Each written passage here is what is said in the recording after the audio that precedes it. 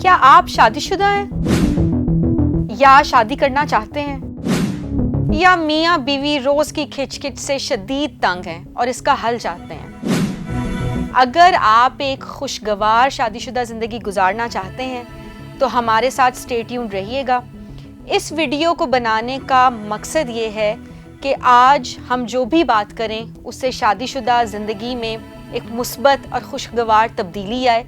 अगर आप लोगों के दरमियान इख्तलाफात चल रहे हैं, खुदा न खास्ता बात तलाक तक पहुंच गई है, या आपके रिश्ते में ख़राबी पैदा हो रही है, शक व शुबात बहुत बढ़ गए हैं और अब आप पॉइंट ऑफ नो रिटर्न पे खड़े हुए हैं, तो मेरी इस वीडियो को ज़रूर देखिएगा और एंड तक हमारे साथ जुड़े रहिएगा। शायद मेरी बातें बहुत ही नॉर्मल रूटीन का हिस्सा हों, लेकिन उनसे आप कुछ ना कुछ सीखेंगे ज़रूर। असल चीज़ है अमल करना। तो बात हम करेंगे, डिस्कशन हम करेंगे, आप उसको सुनिएगा, उस पर गौर करिएगा, अपने गिरेबानों में झांकिएगा, बजाय इसके कि आप अपने शौहर को या जो शौहर है वो अपनी बीवी को ब्लेम करे। उससे बेहतर ये है कि दोनों अकेले बैठें, अपनी अपनी गलतियों पे, अपनी अपनी खामियों पे गौर करें और देखें कि हमारा रोल क्या होना चाहिए।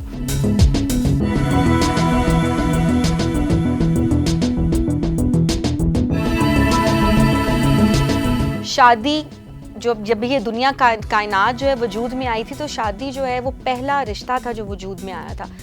कहते हैं कि मियाँ बीवी एक दूसरे के दोस्त हैं, एक दूसरे के लिबास हैं। तो क्या आपने कभी इस बात पे गौर किया है कि लिबास का रोल क्या है? लिबास करता क्या है? ये हमें ढांपता है, हमारे ऐब छुपाता है। अगर गर्मी है तो हम ठंडा लिबास पहनते हैं, अगर सर्दी है तो हम गर्म लिबास पहनते हैं। ये हमें कंफर्ट देता है। तो क्या आप अपनी शादीशुदा ज़िंदगी में अपने हस्बैंड या वाइफ, अपनी हस्बैंड और हस्बैंड अपनी वाइफ के लिए इसी तरह का कंफर्ट प्रोवाइड कर रहे हैं? क्या आप एक दूसरे को कॉम्प्लीमेंट कर रहे हैं? कई दफ़ा आपका जोड़ा बहुत महंगा नहीं होता, लेकिन आप उसको कैरी इतना हसीन तरीके से करते हैं कि उसमें बड़ी एलिगेंस लगती है। और कई दफ़ा आपने बहुत महंगा सूट पहना होता है, लेकिन आपको वो कैरी करने का तरीका ही नहीं आता, या वो सी थ्रू होता है। आप जा के चर्चा कर रहे होते हैं, मेरे शौहर में तो ये खामियां हैं, अपने घर वालों को बता रहे होते हैं, और उसी मोमेंट के ऊपर आपके बहुत सारे ऐसे शिकवे भी होते हैं अपने शौहर से कि वो अपने कॉलीग्स में और इधर उधर मेरी बुराइयां करता है। तो आप सी थ्रू भी होते हैं। तो हम अपनी ज़िंदगियों में क्या मियाँ बीवी एक दूसरे का लिबास ही बन रहे हैं? और फिर बड़े अफसोस से मुझे ये कहना पड़ रहा है कि हम घर वालों की परवाह किए बगैर लव मैरिजेस करते हैं। लेकिन आज के स्टैटिस्टिक्स ये बताते हैं, अभी 2022 ख़त्म नहीं हुआ, लेकिन आज के स्टैटिस्टिक्स के मुताबिक सबसे ज़्यादा तेज़ी से टूटने वाला रिश्ता लव मैरिज है। तो कभी ये गौर किया है कि लव होता क्या है? उस शख्स में उसकी एक ही झलक देखी होती है और हमारा दिल करता है कि इसको बार बार मिलें। इंसान अपनी ज़ात पात की परवाह नहीं करता, एज की परवाह नहीं करता, फैमिली की रिस्पेक्ट की परवाह नहीं करता, पेरेंट्स की रिस्पेक्ट की परवाह नहीं करता, और लड़ाई झगड़े करके बस इंसान चाहता है कि मुझे ये शख्स मिल जाए। लेकिन चंद ही महीनों बाद, 1-2 सालों के बाद ही मैंने देखा है कि इतने गिले शिकवे शिकायतें पैदा हो जाते हैं कि फिर साथ रहना भी मुहाल है, और फिर दुनिया में भी तमाशा बनता है कि भाई इन्होंने तो बहुत लड़के शादी की थी, उनके बारे में तो कहा जाता है कि सच्चियाँ लग गई सा नैना नू ते, और फिर आपने जो है वो तलाक तक बात क्यों पहुँच गई? तो लव है क्या, और लव मैरिज आप क्यों करते हैं?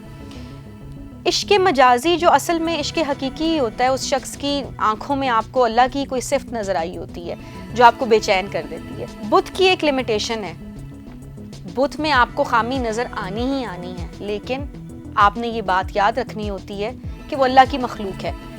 जैसे जैसे बुत में ऐब नज़र आते हैं, आपकी एक्सपेक्टेशंस भी बढ़ जाती हैं और लड़ाइयाँ भी बढ़ जाती हैं। तो जब तक ये मादियत रहती है किसी भी ताल्लुक़ में, वो ताल्लुक़ चल नहीं पाता। तो प्यार तो बेगर्ज होता है और माशूक बेऐब होता है। इसकी मिसाल ऐसे समझ लें कि हम एक म्यूज़िकल चेयर खेल रहे हैं, कुर्सी एक है और कैंडिडेट्स 2 हैं। तो आपने सबसे पहले तो ये तय करना है कि आप आशिक हैं या माशूक हैं। आशिक है तो आह ना कर, माशूक है तो परवाह ना कर। तो दोनों जो फरीकैन हैं वो ये चाह रहे होते हैं कि हम माशूक की सीट पे बैठ जाएं, किसी तरह से मैं नाज नखरे दिखाऊं और दूसरी पार्टी जो है वो मेरे नखरे उठाए। तो जो चालाक माशूक होता है वो कभी भी आशिक को ये हिंट नहीं देता कि मुझे तुम पे प्यार आ गया है। तो अगर तो आप एक सक्सेसफुल ज़िंदगी गुजारना चाहते हैं तो बस नाज नखरे दिखाएं और माशूक की सीट पे बैठे रहें। लेकिन फिर उसी के अंदर ही जब आपके अंदर निभाने का जज्बा होता है, बेशक आपका एक का प्यार ज़्यादा हो, एक का एक्सप्रेस करने का तरीका कुछ और हो, कम हो, लेकिन अगर दोनों ही निभाना चाहते हैं तो उस गोल दायरे में घूमते घूमते कई दफ़ा ये समझ ही नहीं आती कि कौन आशिक है कौन माशूक, हम इससे भी बेनियाज हो जाते हैं। इस मिसाल का मकसद ये है कि दोनों अपने अपने रोल्स को पहचानें। अगर एक दूसरे में कोई खामी नज़र आ रही है तो उसको ऐसे ही प्यार करें जैसे मेरा माशूक, मेरा दिलबर बेऐब है, उसको बेऐब समझें। और हया आपने अल्लाह की करनी है, आपने हमेशा उसको याद रखना है, तो फिर कोई मसला नहीं होगा, कोई शिकवा शिकायत नहीं होगी और इंसान माफ़ी और दरगुजर और अवॉइड, बल्कि एक दूसरे के पर्दे भी रखेंगे, एक दूसरे की साइड भी लेंगे। दूसरी एक बहुत अहम बात है, क्या आप जानते हैं कि एक हलाल काम ऐसा है जो अल्लाह ताला ने तो अलाउ किया है, लेकिन वो शैतान का फेवरेट तरीन काम है। एक चीज़ ऐसी है जो शैतान चाहता है कि हर मुसलमान, हर शख्स शादीशुदा इस हक़ को इस्तेमाल करे। क्या आपको पता है कि वो हलाल काम कौन सा है जिससे अल्लाह ताला चाहते हैं कि हद दर्जे अवॉइड किया जाए, लेकिन शैतान आपको बार बार बार बार मजबूर करेगा कि यार ये तुम्हारे पास हक़ मौजूद है ना, तो इसको इस्तेमाल करो। वो हलाल काम है तलाक। तलाक अल्लाह ताला को बिल्कुल भी पसंद नहीं है, और अगर तो आप तलाक उस मौके पर लेते हैं जब आपकी औलाद भी है, तो यूनिवर्स में ऐसी ख़राबी आती है जो एटम बम की तबाहकारियों से भी ज़्यादा ख़तरनाक है, क्योंकि उसमें बड़ी आहें, बदुआएं और दिल टूटने आ जाते हैं, और दिल में तो रब रहता है। तो इस चीज़ से हद दर्जे कोशिश करनी चाहिए कि ताल्लुक़ बचे, बार बार इस चीज़ पे आएँ कि ताल्लुक़ बचे, एक दूसरे से प्यार मोहब्बत से ही रहा जाए। और अगर तो आपकी औलाद हो गई है और फिर आपने डिवोर्स तक पहुंच गए हैं, तो फिर आने वाली नस्लें भी उसके खमियाजा भुगतती हैं।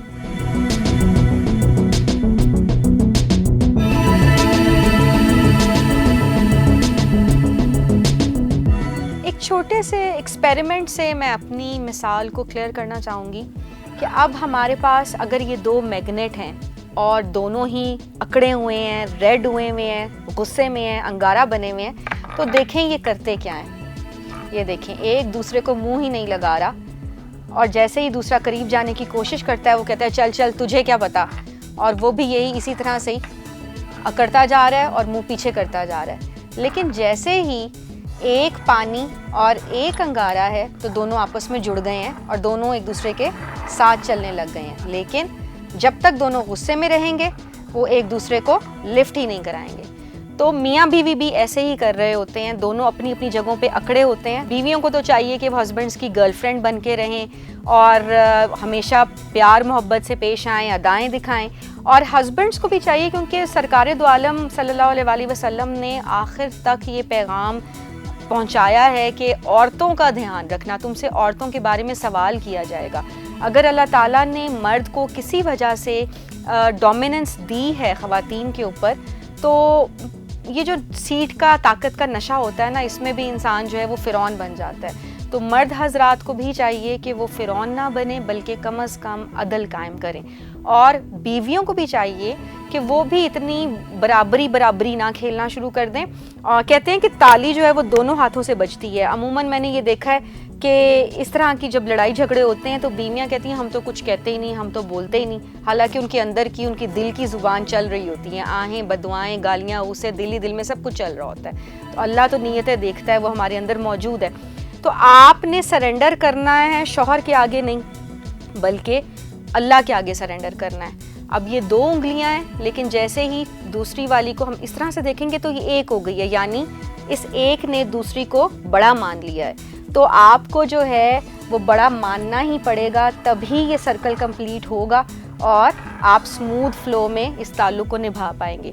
अगर दोनों ही अकड़े रहेंगे, दोनों ही अपनी जगह पे अपनी डोमिनेंस शो करते रहेंगे, एक दूसरे को नीचा दिखाते रहेंगे, मुकाबलेबाजी करते रहेंगे, ताने तिशने देते रहेंगे, तो मसले का हल नहीं निकलेगा। तो मेरा पैगाम यही होगा कि अपने अपने गिरेबानों को पकड़ें, अपने रोल को पहचानने की कोशिश करें, ये देखें कि मैं इस ताल्लुक़ को कैसे इम्प्रूव कर सकता हूँ, मैं इसमें कैसे मुस्बत तब्दीली ला सकता हूँ। एक दूसरे को तंज या एक दूसरे को ब्लेम करने के बजाय अपने अपने रोल को जब रिकग्नाइज़ करके खलूस नीयत से इस नीयत से निभाने की कोशिश करेंगे कि अल्लाह ताला ने हमें ये रिश्ता दिया है और हमें इसको चलाना है, तो फिर खैर ही खैर है। Thank you.